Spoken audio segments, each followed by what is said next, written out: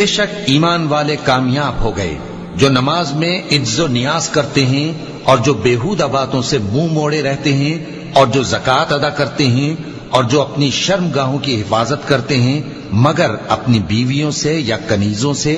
جو ان کی ملک ہوتی ہیں کہ ان سے تعلق قائم کرنے میں انہیں ملامت نہیں، اور جو ان کے سوا اوروں کے طالب ہوں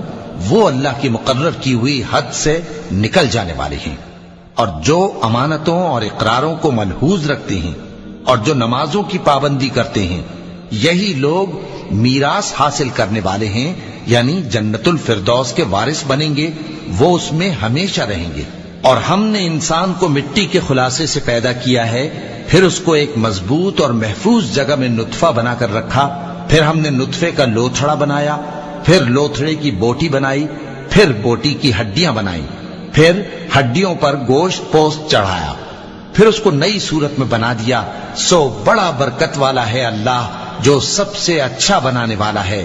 پھر اس کے بعد تم مر جاتے ہو، پھر قیامت کے روز اٹھا کھڑے کیے جاؤ گے، اور ہم نے تمہارے اوپر کی جانب 7 آسمان پیدا کیے۔